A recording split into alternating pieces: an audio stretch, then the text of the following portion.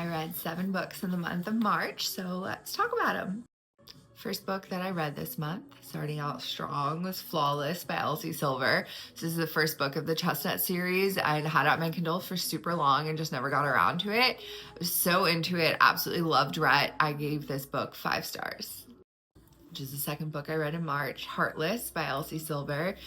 Loved Cade so much. Like I said, the first book, I was like, there's no way Rhett is just #1 book boyfriend I've ever had in my entire life. I read the second book and Cade is everything and more. I had to stop the series because I had some book club books I had to catch up on. So I didn't read any more of the series in March, but I'm looking forward to reading some more in April. The third book that I read, I actually listened to on audio, was Apples Never Fall. This was a book that I had had on hold for a long time. I had high hopes for it. I ended up not loving it. I just didn't love the storyline, didn't love the characters, kind of felt like a chore to continue listening to. I rated this 2 stars. The next book was Penitence by Kristen Koval. This is a book of the month pick for me. Absolutely love this story. It was 4.25 stars for me.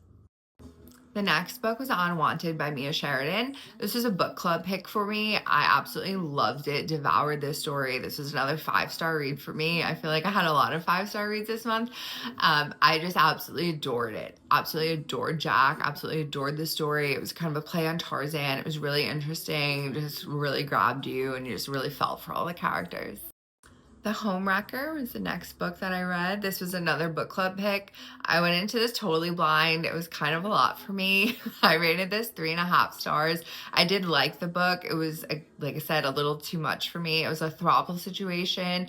Lacked a little bit on plot. Super spicy though.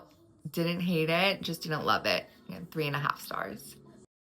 The last book that I read, I listened to on audio, is Anxious Generation. This I rated 4 stars. I thought this was a really good and interesting read. Definitely worth it. It's definitely going to have an impact on how I raise my children one day, and definitely makes sense on why so many people are struggling with technology and just kind of how we've changed as a society.